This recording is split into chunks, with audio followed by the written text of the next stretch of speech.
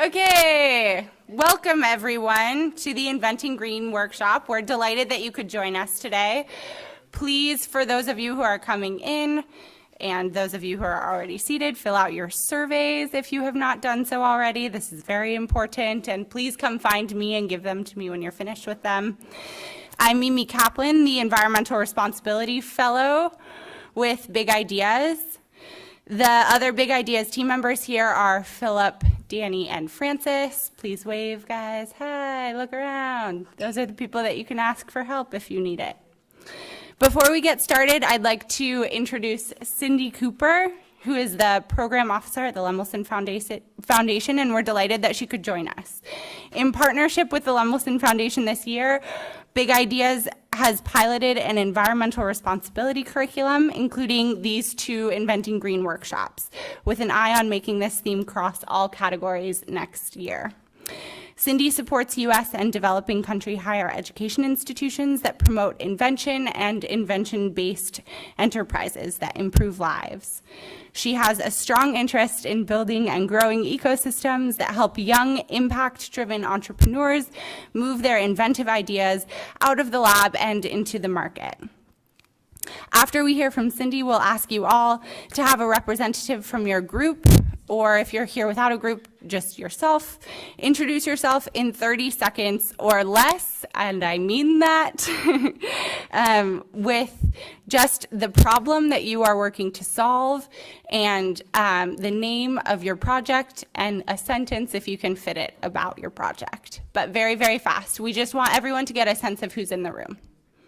Yeah? Good? Cool. Without further ado, here's Cindy. Okay, well, this isn't about me, so I'm going to keep my comments short. I'm really excited to be here and meet you all and hear what you're working on. As Mimi said, I am a program officer at the Lemelson Foundation. Are any of you familiar with the Lemelson Foundation?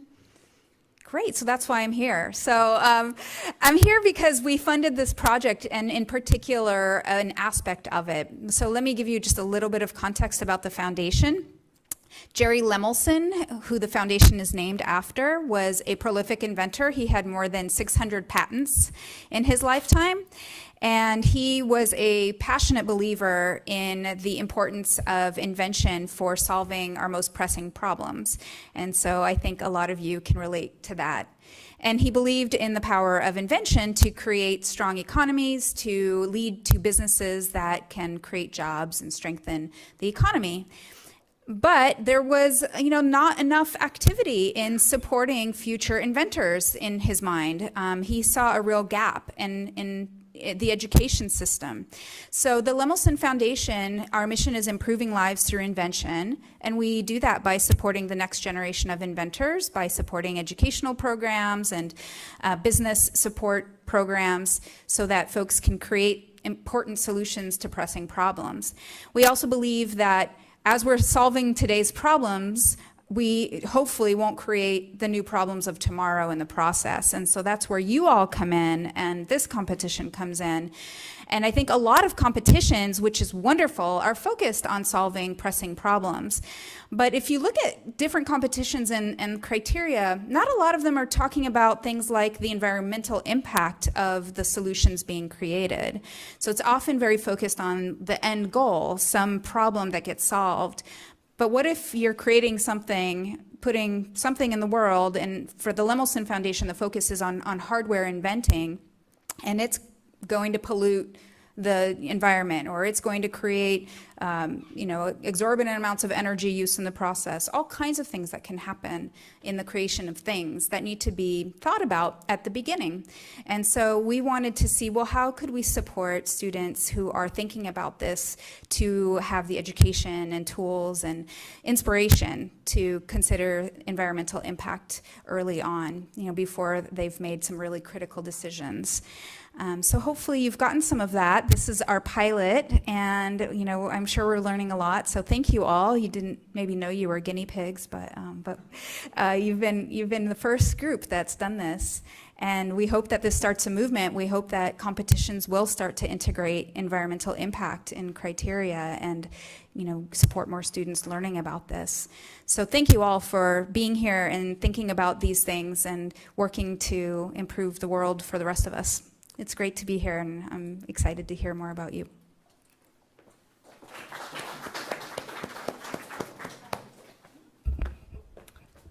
Oh, you again? Lightning round of introductions Right. from teams. We're going to start. You can go to the mic. Yeah. Thank you, Francis. We'll start here. And just pass the mic back around. 10 seconds? Sure. Yeah. 10 seconds. Oh my gosh. No, 30. And once again, the prompt was, yeah. Sorry, once again for this part, the prompt was the problem that you guys are working to solve and the title of your project, and if you can fit it, a sentence about what your project is doing. Hi, my name is Lynette Mera. I'm a molecular biologist biochemist. I'm a UCSF alumna. My project is called Common Objects for an Uncommon Purpose. And we're a group of STEM professionals looking to help reduce unconscious bias in STEM. And what we're really trying to target with our project is how are we going to reach people that don't want to learn about it? And so our question is, how can we use art to create social change? Great. Awesome job. Hi everyone, my name is Daryl Dipty, and this is my teammates Arnav and Jack. We are working on a sonic eyewear project, and the problem we're trying to solve is to help the blind better navigate their surroundings with better confidence and spatial awareness. We are creating technology that uses echolocation to help them achieve that. Thank you. Hi everyone, my name is Davide. I am part of a team that is based in Hong Kong. We developed at the beginning of 2018 Project Spartan, which is a modular kit for prosthetic devices. Our goal is to create a prosthetic device that can grow with children. This way it will lower cost and will hopefully have higher adoption rates. Thank you. Hello, I'm Tess, and my partner and I are working on making more inclusive dance spaces in the East Bay. Yeah, it's called Dance with Amputees, and that's it.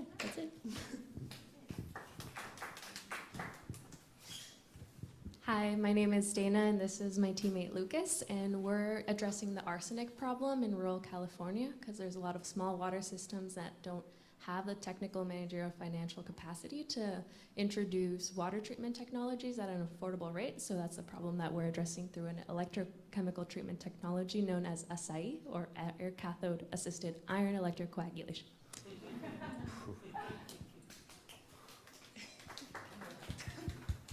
Hi everyone, my name is Emily. I'm a third-year bioengineering major here at Berkeley, and just to throw some quick stats at you, 66% of the world doesn't have access to radiography, and there's only about 1 orthopedic surgeon in 1 million in Nigeria alone, and that makes it really hard to diagnose fractures, so that's where my project Fractal comes in. We're diagnosing and monitoring fractures without the use of imaging.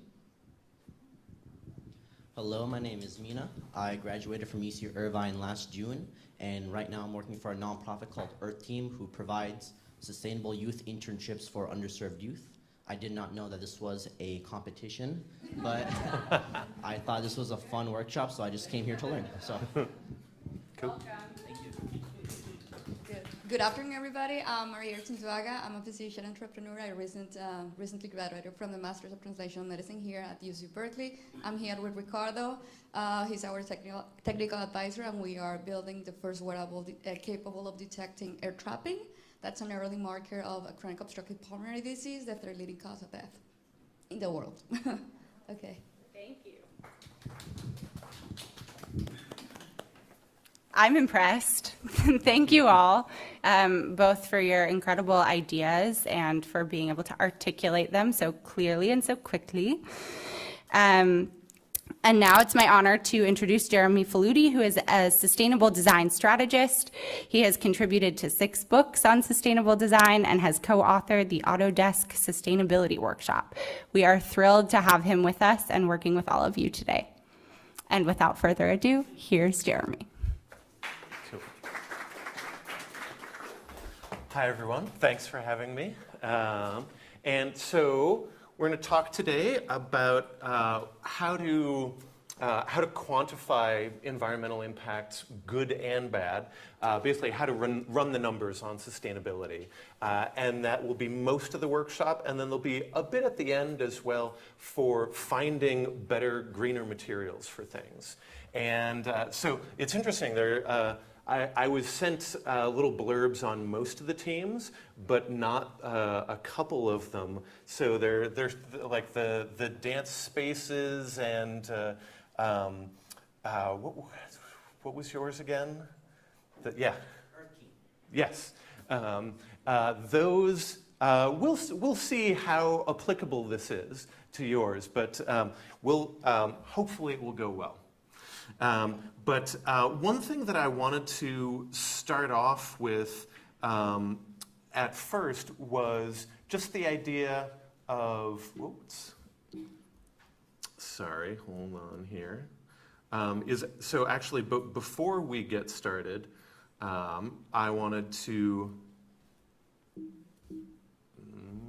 sorry, a little bit of technical difficulty here. There we go. So before we get started, because there were so many medical device projects, I wanted to put in a little flag because historically, medical devices are terrible sustainability-wise. I see a couple of heads nodding. That's good. You know this already. That's good. But there's this phenomenon that happens in the medical device industry a lot where people use kind of moral licensing or a halo effect to say, oh, we're already doing good in the world by saving people's lives, and so like we're done. We don't need to do anything else. It's the same thing that, and you know, this is not to make people feel guilty. This is just to illustrate an unconscious bias that people have, which is, you know, like the reason that stores have sales is because people actually buy more stuff when they think they're getting a good deal. You know, the stores have run the numbers on this. The people buying more at sales have not. Or people going out to dinner, if they order a side salad, they will actually often consume more calories than if they didn't. And so, you know, the fact that there is a salad present makes you think that this is just a healthier dinner. You know, you want to run the numbers on these things and avoid these unconscious biases. So, if you do have a medical device, please don't just design for the patient in the room, but also design for all the other patients in the rest of the world, which is you, your kids, the factory workers, the communities, and you know, don't always be hyper-focused on just the one patient that happens to be in the room. But okay, so how do you run the numbers on sustainability? Well, the most sort of long-term, credible, and accepted way is life cycle assessment. It's definitely not a perfect way, as we'll see later, but it is really good. And so what we're going to talk about here is what is LCA for, what are the things that it measures and doesn't measure, and how to do it. We probably are not going to get to the sensitivity analysis and scenarios. We'll see how that goes, but probably just the first 3 things for a little introduction here. And so to start off, what is LCA for? Well, this is kind of a tricky thing to answer because an LCA can be as simple as, you know, like half an hour of work, which is what you folks are going to do today. in a very rough way with lookup tables. And that's not a real LCA, but a quote-unquote real LCA is one of these things where you could spend 6 to 10 months and maybe $100,000 on a professional consultant to do an LCA for you. And that's like a serious LCA that could become an environmental product declaration or other marketing document or legal document. But most people who are startups can't afford that. And so the question really is, what is your LCA for? And how far down this rabbit hole do you want to go? Because you can go infinitely far down. So I would say if you're doing a quick, cheap LCA like we're doing here, the benefits that it can give you are you can identify what the biggest impacts are and what kinds of impacts they are. You know, is it climate change? Is it toxicity? Is it land use, et cetera? And it can help you set a baseline and set improvement targets. So you can say, okay, today our impacts are this, or if you haven't designed your product yet, you can say a standard competitor in the market, their environmental impacts are this. And so we want to do, I don't know, maybe 30% better by 2 years from now or something. So you can actually quantify where you're at now and set targets for how much better you want to be. And then it can help you guide choices as well. So if you're thinking, what material should we make this part out of, you can look at 10 different materials, 20 different materials in an LCA database and see, oh, actually this one is really good, this one is terrible. Like actually one of the teams that submitted the blurbs that I read through, they mentioned polyurethane as an earth-friendly material that's non-toxic. Unfortunately, that's not true, but you wouldn't necessarily know that unless you had some quantitative tool to run the numbers on things, and that's what LCA is for. You can compare the environmental impacts of polyurethane against other plastics like PET, which is actually a lower impact and lower toxicity. And just to give you an example of what some of these things are, so there was a big hairdryer company many years ago who contracted me to do a little bit of LCA work for them because they were very excited. They were about to release their eco hairdryer product, which it was eco because they had reduced the amount of plastic in the case by 20 or 30% or something. And I was like, That's your eco hairdryer? Because I kind of already knew what the result was going to be because I've done this before. So I did an analysis of all the different hardware components of their hairdryer. And these are the plastic parts in the case. And just this one part right here is bigger than all of those put together. Any guesses on what that one part was? No. Although this one, the second biggest one, was metal. It was the heater coils that used special nichrome wire, and so that was really high impact. Paint. What's that? Paint. No. Sorry. The reason that I ask people this is because it's hard. Oh, you're getting very close. You're getting closer. Electricity? That's coming up next. That's not even on this slide yet. But no, so at the end of the cord was a ground fault interrupt circuit, which is a little circuit that prevents you from getting electrocuted if you drop the hairdryer in the bath, which, is a legitimately good thing. But like that, 1 inch by 2 inch circuit board had more impacts than anything else because electronics has a lot of embodied energy and toxins and rare minerals and stuff like that. And then getting to the energy use. So all of the things in that previous slide added up together are this, and then here is the transportation from China to the U.S. kind of, and then this was the energy use during the hairdryer's life. And so, yeah, so I was like, yeah, do whatever you want with the hardwire. It basically doesn't matter. It's really the energy use during the hairdryer's life that's the important thing. And so, thankfully, about a year or I don't know, maybe 2 years after I came in and talked to them, they did actually come out with a more energy efficient hairdryer that reduced the energy use by, I think 25% actually, or at least 15%. It was a pretty big reduction. So I was like, yes, LCA for the win. So that's how you can identify the biggest impacts. And you can also establish these baselines and guide choices. So this was their packaging for actually a different product. So we can see those are what the impacts are today, and we can do some quick checks of what if you make it out of paperboard instead? What if you made it out of corrugated cardboard instead? How much difference will it make? And so you could see that just one simple change that, you could spend a week of design time changing the packaging from this PVC blister pack to paperboard, and you could cut the environmental impacts of that packaging by 2/3, basically. So it shows you what is an achievable target, what's easy, what's hard, and you could try out 10 different ideas for packaging. Yeah?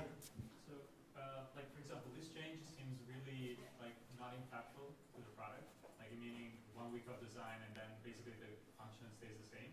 In your experience, like how many times is this the case?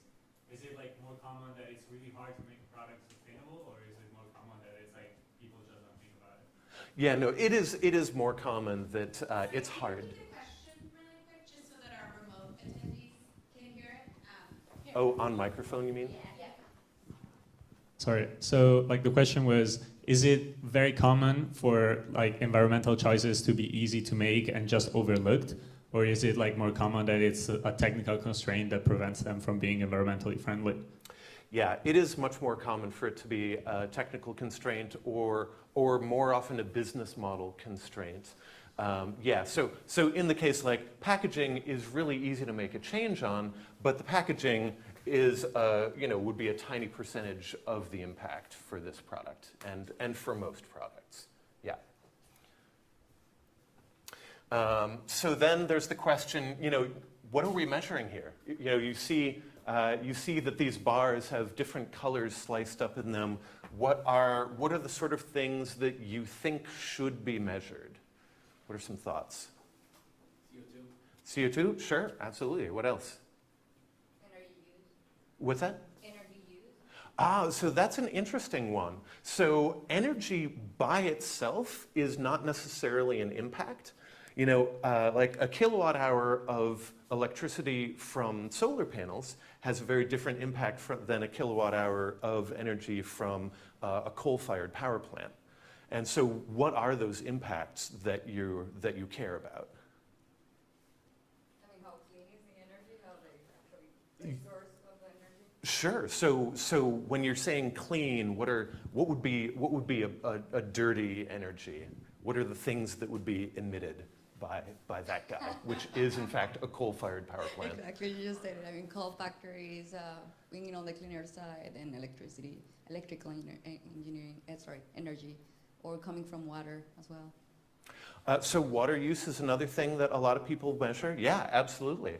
Or yeah, from a coal-fired power plant, there's the carbon emissions, of course. There's sulfur dioxide emissions, which causes acid rain. There's particulate emissions, which causes cancer. And there's there's mercury, various other stuff as well. Yeah. Even radioactive particles, actually, if nuclear power plants just ground up their used up fuel and burned it, they would produce less radiation pollution than coal-fired power plants do today, because there's so much of it. What else? What are some other things that can be measured? Yeah? Let me run to you. consumptions of material whose sourcing can be detrimental to the environment. I'm thinking like, for example, lithium, who's like a really hard material to source. Totally, yeah, mineral depletion, and back there? Deforestation. Yeah, absolutely, yeah, land use and habitat destruction. I would like to say public health impacts. Mm-hmm, yeah. I'd say fair human labor.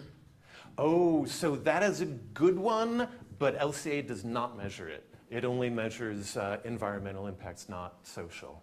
Yeah, and we had one up here.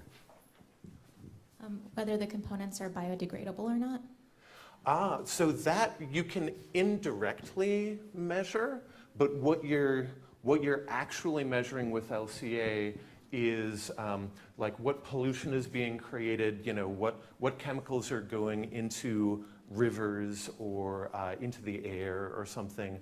And so if a product is biodegradable, basically what will happen is, you know, when you're running the numbers like this, instead of the end of life having some impact, you know, let's say this big, you might say that that's either eliminating those impacts, in which case your total score is better, or maybe it can be compost that helps grow food crops or the next generation of whatever plant you're harvesting. And so you could potentially have negative impacts here as well. So yeah, like buildings constructed out of wood, they can have a partly negative carbon impact because they are sequestering carbon that the trees pull out of the air. Yeah, so that's kind of an indirect measurement. But yeah, so the answer of what actually gets measured is it depends on the methodology, and there are different methodologies. So I'm sure you've all heard of a carbon footprint. That is a life cycle assessment where they're only measuring carbon and other greenhouse gases, you know, methane, nitrous oxide, stuff like that. But the thing is, when you do an LCA, you can get way more data than that for the same amount of work, because the work that you do is gathering the inventory of materials and quantifying the transportation and electricity use and all that, and you just dump it into some software, and that software can either tell you just the carbon impacts, or it can tell you all these different things. So this is the US EPA's version of what they look at. It's called Tracy, and it measures resource depletion. It measures fossil fuel depletion, but not mineral depletion, sadly. Ecosystem health, yeah, climate change, so that's the CO2, acid rain, ecotoxicity, which is things that are toxic to plants and animals, but not humans. And water eutrophication, does everyone know what eutrophication, does anyone know what eutrophication is? No. One person back there. It's when an excessive amount of nutrients get into waterways like rivers and lakes. Yeah, totally. And then you get algae blooms, and it's bad for the fish and stuff, yeah. And radiation, ozone and habitat destruction, and then for human health, carcinogens, smog, particulates. So yeah, this is what Tracy measures, and it's the standard in the US. It's not my favorite, though. The one that I prefer is one put together by a few European governments and nonprofits called Recipe. And it does measure mineral depletion, which Tracy does not. And it measures two different kinds of eutrophication, 3 different kinds of ecotoxicity, 2 different kinds of land use, and it measures a little more for human health as well. Regardless, though, it does not measure everything. It doesn't measure social impacts. And honestly, the toxicity stuff is pretty marginal. Like, it's pretty decent at carcinogens, but there just isn't very good toxicity data out there on most things. So like, if you remember water bottles that are made of polycarbonate, the whole, I'm blanking on the word, but endocrine disruptors, yeah, they don't measure that. And there's various other things they don't measure. So it's not perfect by any means, but it is, the best tool we have. And where does this data come from? There's some governments that have gone out and measured factories, so people from the EPA have gone out and measured how much CO2 is a coal-fired power plant emitting and how many particulates and et cetera. And there are commercial databases as well, where private companies will go out and measure stuff as well. And then the question is, you've got all this data, how do you fairly compare this stuff? How many kilos of CO2 emissions are equivalent to an acre of deforestation? Or how many grams of arsenic in the water is equivalent to a gallon of water use? And this is a tricky thing that people disagree about a lot. And so there are different camps on this. And it's kind of, I kind of think of it like physics in the 1700s. It's a total mess, actually, but your alternative is guesswork and superstition. So, I'll show you a couple approaches that people have to deal with this. Yeah, and sorry the slides are getting cut off. We don't quite know what's going on with the projector there, but yeah, it should say LCA impacts by category.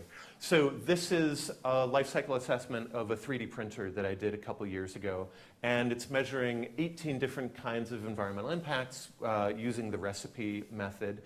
And the different colors here are the different life cycle stages. So the blue is the machinery of the printer itself, all the steel that had to be dug out of the ground, iron that had to be dug out of the ground, turned into steel, and glass and electronics and all that kind of stuff. And then transportation and disposal are in there, but they're so small you can't really see them. And then yellow is the electricity use during the printing of the products. And then the dark brown is material use, so that's actually what's getting printed by the 3D printer. And then the lighter orange is the waste. It's all the material that got used up but didn't end up in the final product. And you can see that generally speaking, the electricity during the printing was the biggest impact by far in almost all the categories. But if you wanted to say what's the biggest impact overall, are you sure that that is the biggest impact overall? What if water use is really, really important? In that case, it was actually the making of the printer that was the biggest impact. And so this is the problem, is that if you're looking at all these different variables separately, you have hard decisions to make. And if you have 10 different alternatives, if you've done 10 different LCAs and you're trying to choose which design to move forward with, it's just too hard for your brain to balance 18 different variables across 10 different options. And so, and the other thing is that when people are making decisions like this, they often do it in sort of an ad hoc way. They're like, oh, I know climate change is really important, so I think I'll just kind of go by that one. And so what I prefer is the single score. Oh, yeah. Previous slide. Yeah. Can you talk a little bit about the units on the right? Sure, yeah. So like climate change is measured in kilos of CO2 equivalents. And most people are familiar with that. But that by itself is also a normalization in weighing. It's got methane, it's got nitrous oxide, it's got chlorofluorocarbons, whatever. And those are all combined into the equivalent kilos of CO2.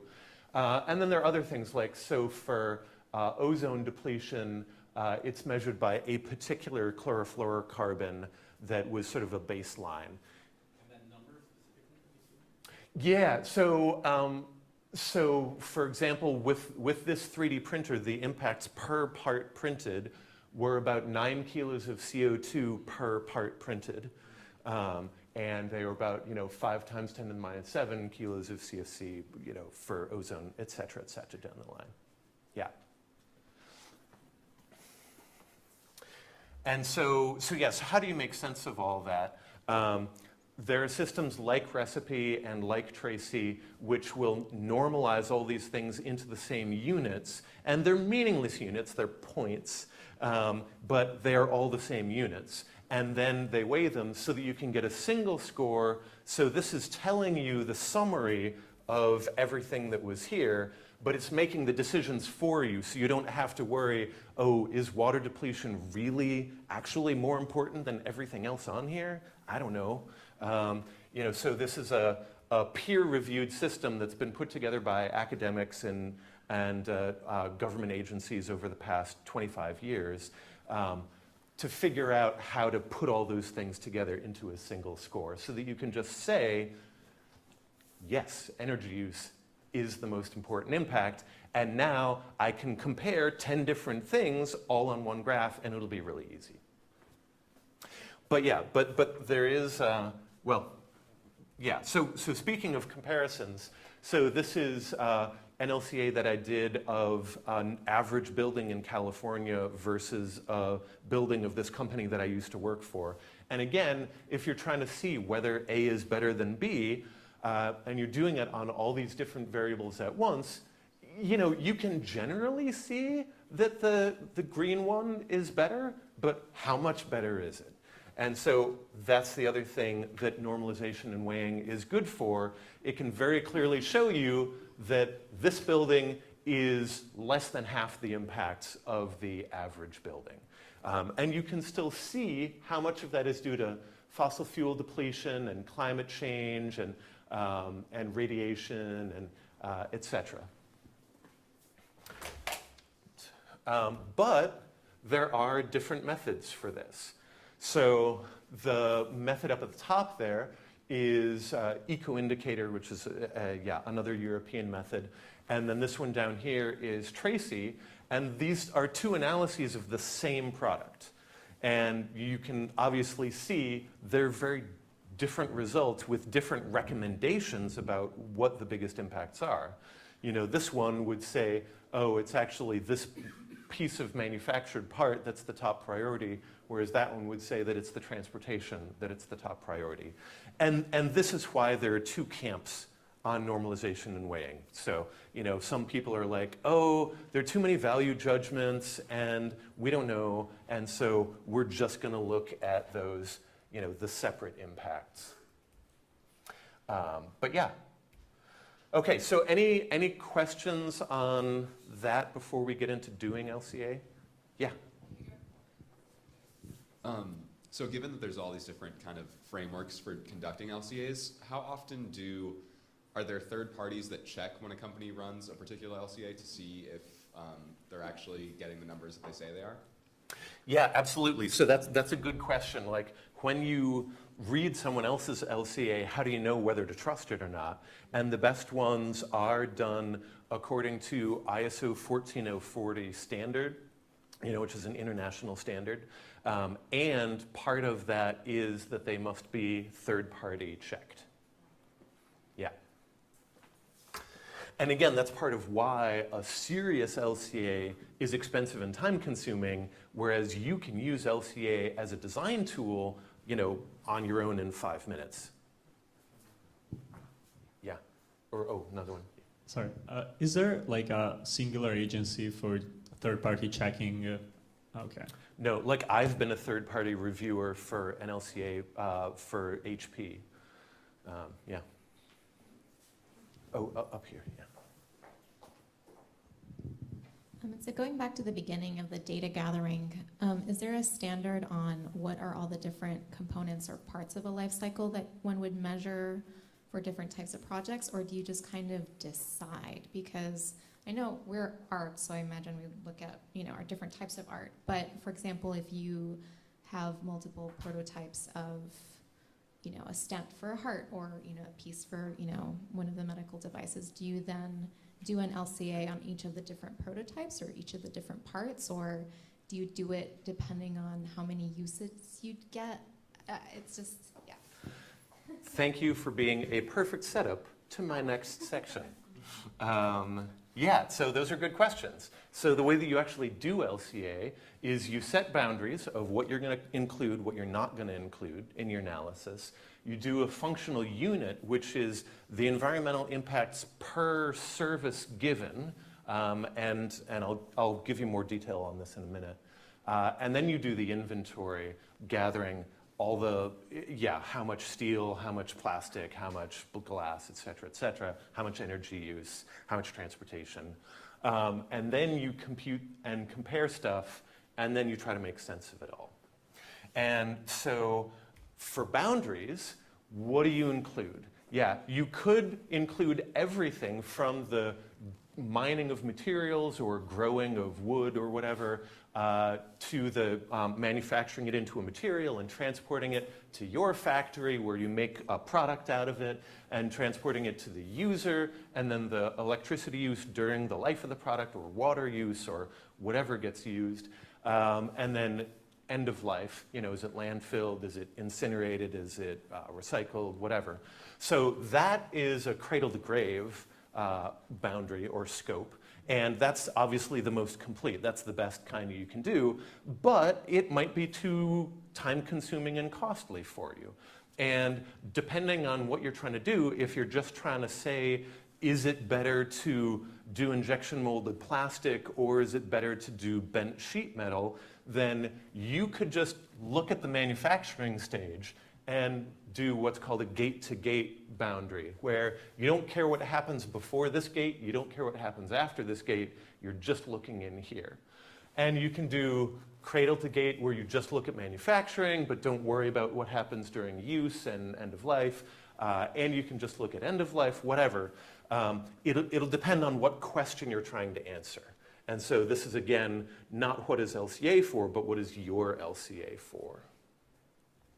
And also with boundaries, there's the question of how far out do you go? When you're looking at your factory's impacts, do you just look at the natural gas that you burn within your factory, or do you also look at the electricity that you got from the coal-fired power plant 100 miles away and what its impacts are, et cetera? And then the biggest is also looking at what happens with your user as well, the electricity use that happens there, et cetera. And it's one of these things where, if you're trying to measure a blade of grass, how big is a blade of grass? Well, it's very easy to just, cut off the blade of grass itself, but there are all these roots that extend deep into the rest of the earth, just like your product has roots back into the supply chain and the downstream value chain, et cetera. And the more of those you measure, the more complete a picture you'll get, but the more work you'll have to do, the more expensive it is, and the more uncertainty there'll be. So yeah. And then the functional unit, this was your other question about how do you determine, is it the impact per item or per use or whatever? And this is super important for your analyses. So here are 2 coffee cups. Now, this ceramic mug actually uses a lot more resources and required a lot more energy to manufacture because it has to be fired in a kiln. So does that mean that the paper cup is a more eco-friendly coffee cup? I see heads shaking. Why not? Yeah, exactly. It's the number of uses, because the ceramic mug, you'll probably use 300, 500 times before it breaks or you lose it or whatever, whereas this only gets used once. And so when you're doing an LCA, it's not just environmental impacts total, it's environmental impacts per unit of service. And so the unit of service here is drinking a cup of coffee, right? So when you do an LCA, you want to do an analysis of the environmental impacts per cup of coffee drunk. So it'll be kilos of CO2 per cup of coffee drunk. Acres of land, deforestation per cup of coffee drunk, etc. And then you can go and do your inventory, get your bill of materials and have the weights on everything, and transportation and energy and whatever other consumables you have. And also the manufacturing processes as well. Is the plastic injection molded? Is it, is it a sheet? Is it laser cut, et cetera, et cetera? And what happens at the end of its life? And then you compute the impacts, and there are different ways to do this. Usually you'll use software to do this, but what we're going to do here, because this is just super quick and dirty intro, is I'll have lookup tables for you. Actually, not the Ocala table. I have a more extensive one that you can download. But it's really just a lookup table. So you say that your product has 1/10 of a pound of ABS plastic. So you'll go down to the table, you say, okay, first row right there, ABS, and it has 47 Ocala millipoints. Again, this is a normalized weighed thing that has a lot of things in it. So 47 points per pound, and I said that I had 1/10 of a pound, so 47 times 0.1, that's the impacts of the raw material of the ABS. Now that ABS is injection molded, so I go down and look at the forming and say, okay, injection molding, 11 points per pound. So again, 11 times 0.1 added on to the 47 times 0.1, and you just build up your impacts like this. And and the different software, if you want to get into software, the two big ones are SEMA Pro and Gabby. Those are the big professional tools. The easiest one for you to learn with, I would say, is Sustainable Minds.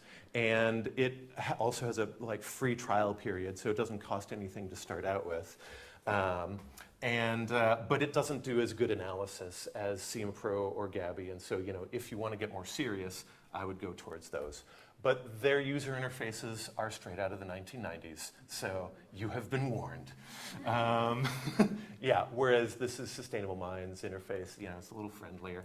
And also, there's one that's a plugin for SolidWorks CAD, if you're a mechanical engineer. So if you've modeled something and assigned materials in the CAD software, you can just hit a button and it'll tell you a few things sustainability-wise. And then the last thing is interpreting results. You look at all these graphs and try to figure out what they're saying to you, where the biggest impacts are and what you might be able to do about them. And so that is it. Any other questions conceptually before we get into it? Yeah.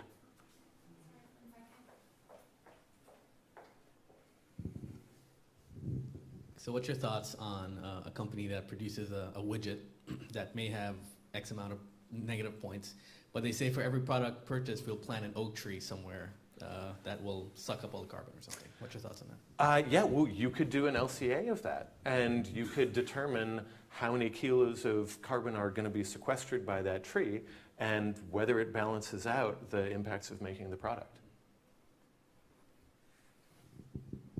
How do you typically determine the lifetime of a product? Because I imagine that makes a difference. If you think a cup is going to be used for 3 years or for 7 years, that'll make a big difference to your LCA.